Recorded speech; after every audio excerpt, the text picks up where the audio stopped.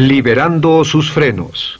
Hace muchos años, cuando comencé a estudiar las emociones negativas, el punto más crítico que descubrí fue que no se puede hacer ningún progreso hacia la salud, la felicidad, el amor y el cumplimiento del potencial mientras se insista en mantener intactas las emociones negativas.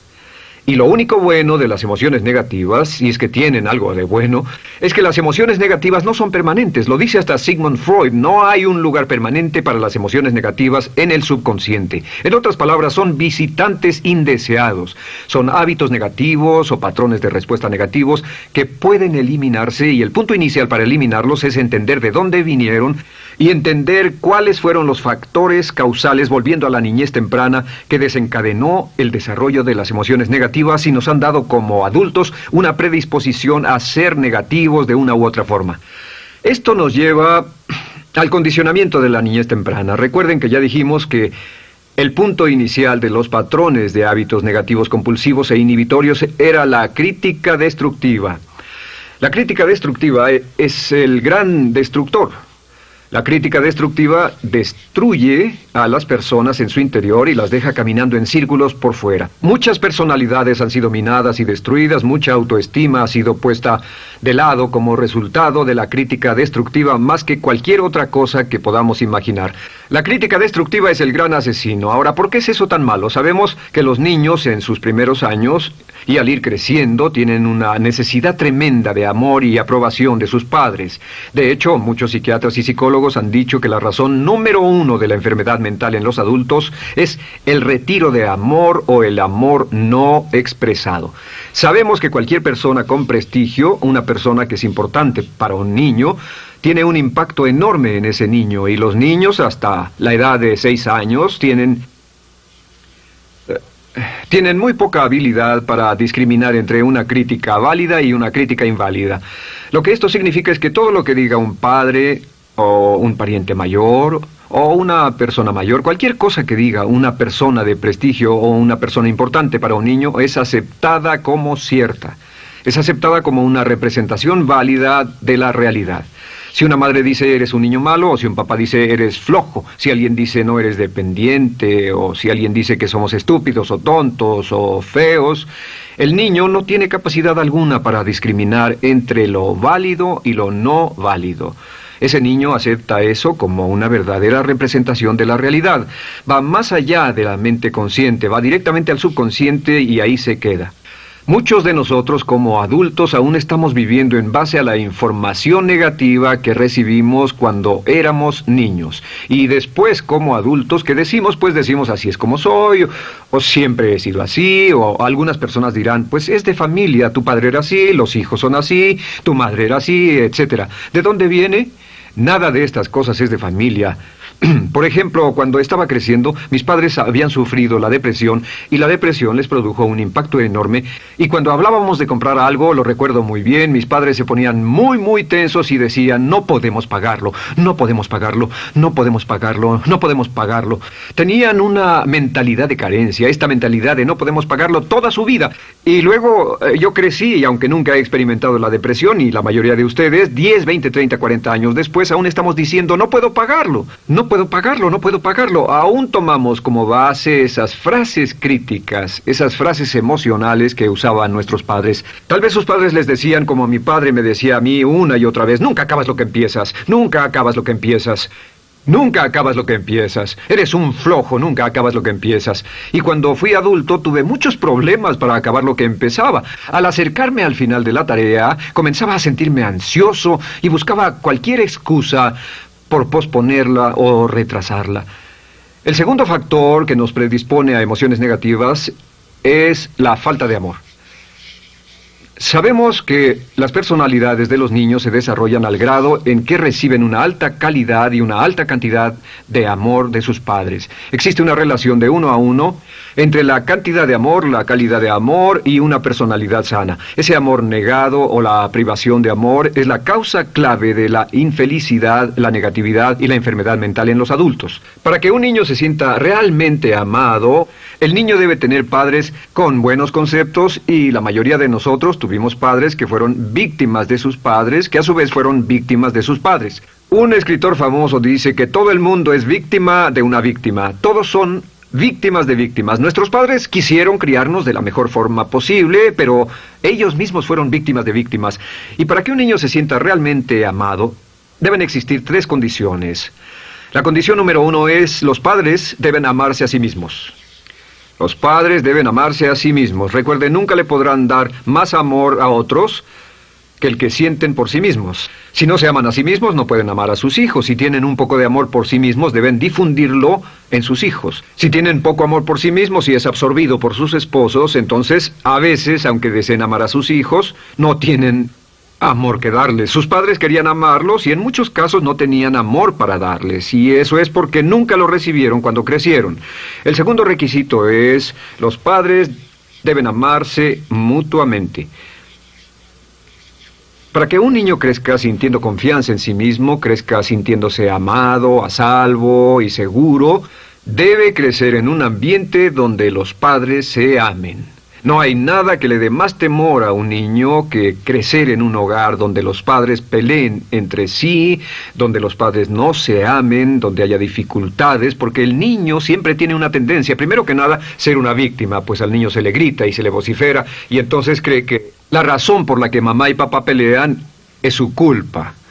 Ahora, una investigación interesante: como hay muchas familias de un solo padre, la investigación interesante muestra que cuando uno de los padres se va como resultado de una separación o un divorcio, los niños que quedan invariablemente están convencidos de que la razón por la que el otro padre se fue se debió a algo que él hizo. Y es importante que si un matrimonio o una relación va a terminar y uno se va a ir, que el padre que se quede les diga a los niños una y otra vez que la razón por la que la relación no funcionó no tuvo nada que ver con ellos. Solo tuvo que ver conmigo y con papá, conmigo y con mamá. No tiene nada que ver con el niño. El niño necesita oírlo muchas veces antes de que se sienta confiado y seguro. Y por supuesto, siempre es mejor que un niño sea criado por un padre que lo ama que por 2 padres que no se aman. Una tercera condición que debe cumplirse si no quiere que exista la falta de amor es que los padres deben amar al niño.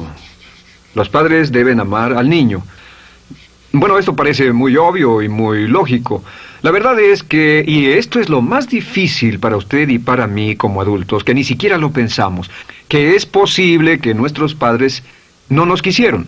No porque no lo intentaran, querían amarnos y tenían la intención de hacerlo, desde luego, etcétera, etcétera, pero simplemente como tenían conflictos mutuos y problemas sin resolver con sus padres, y sufrieron la guerra y la depresión, tenían que hacer carrera y otras responsabilidades, nunca lo lograron totalmente.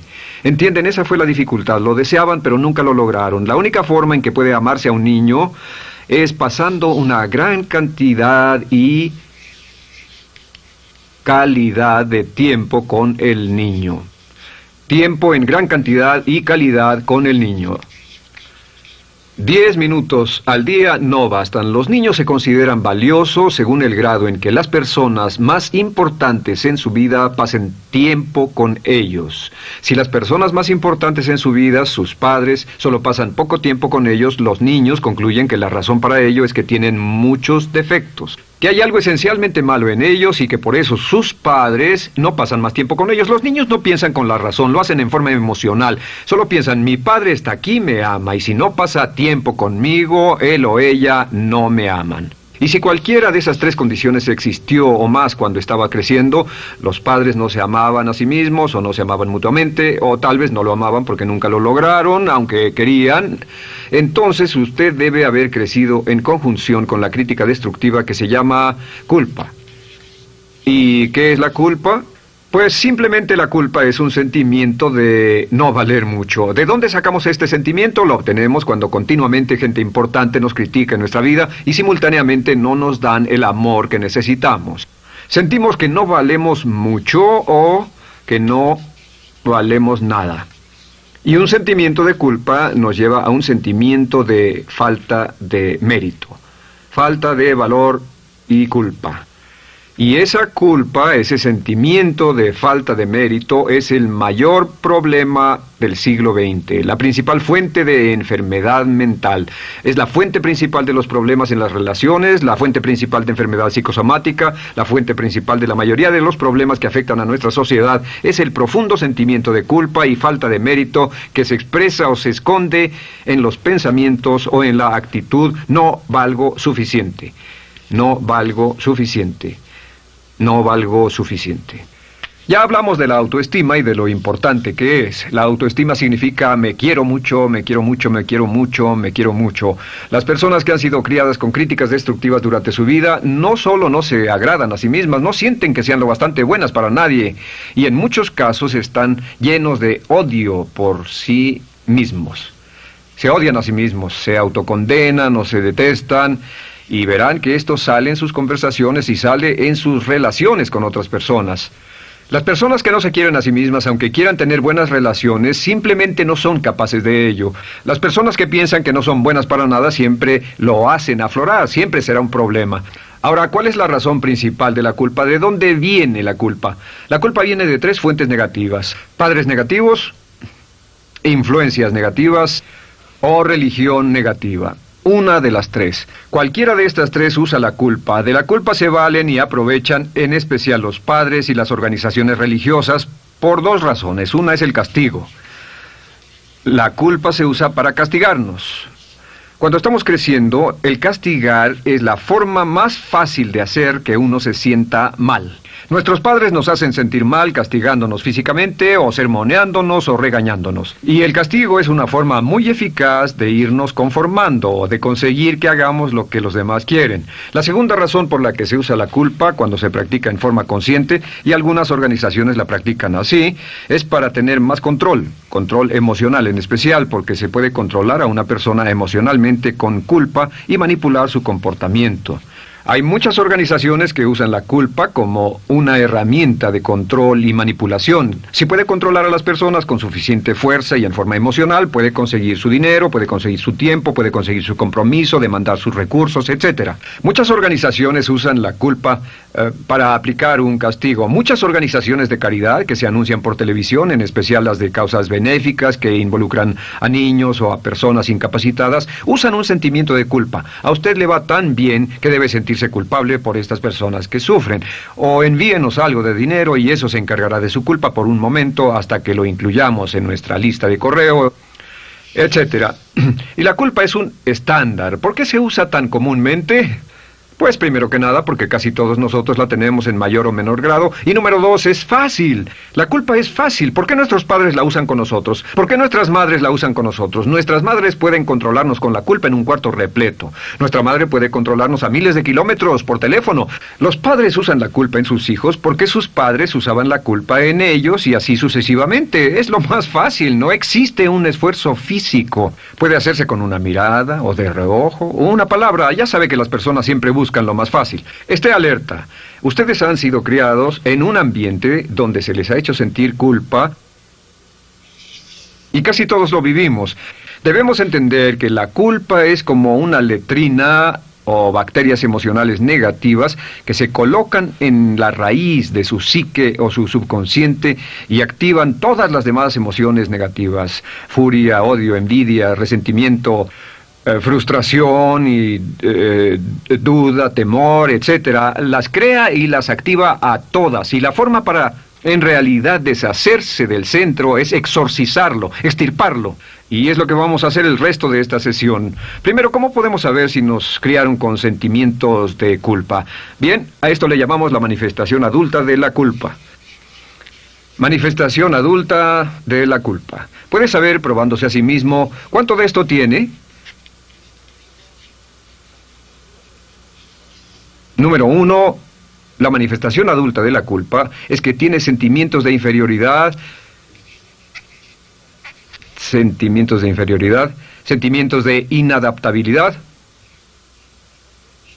y de no merecer las cosas. No siente que merezca que le pasen cosas buenas. Si una persona ha sido criada con crítica destructiva y se le hace sentir culpa, entonces cuando logra éxito, aún con un tremendo esfuerzo, tiene una tendencia terrible de sentir que no se lo merece. A esto se le llama, por cierto, temor al éxito. El temor al éxito es solo otra forma de decir que la persona que ha estado condicionada a pensar de sí misma como poco valiosa o no lo bastante buena, se siente muy incómoda cuando experimenta el éxito. Se siente muy tensa y a disgusto.